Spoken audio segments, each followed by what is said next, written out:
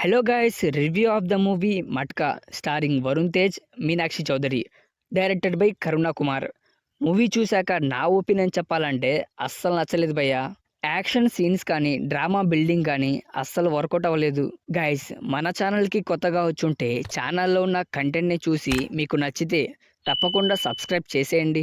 విశాఖపట్నంలో అడుగుపెట్టిన వాసు ఒక కూలీ మనిషిగా తన జీవితాన్ని మొదలుపెట్టి మట్కా అనే ఆటతో ఎలా ఎదిగాడు అనేదే కథ.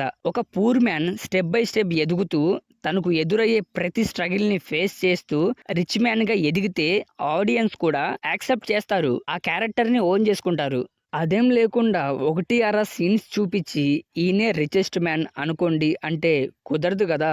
నాకైతే స్టోరీని ప్రాపర్గా రాసుకోలేదనిపించింది. మ్యూజిక్ జీవి ప్రకాష్, ఒకటి రెండు సాంగ్స్ బాగున్నాయి, బ్యాక్గ్రౌండ్ స్కోర్ కూడా పర్లేదు అనిపించింది. ఫైట్ సీన్స్ అయితే అస్సలు బాలేదు భయ్య. ఆ కటౌట్ కి ఎలాంటి సీన్స్ పడాలి, ఒక్కో సీన్ ర్యాంప్ లో ఉండాలి అంతే. ఇక యాక్టర్స్ విషయానికి వస్తే వరుణ్ తేజ్ చాలా బాగా చేశాడు భయ్య. హిట్ కోసం చాలా కష్టపడుతున్నాడు. మీనాక్షి చౌదరి కూడా చాలా బాగా చేసింది.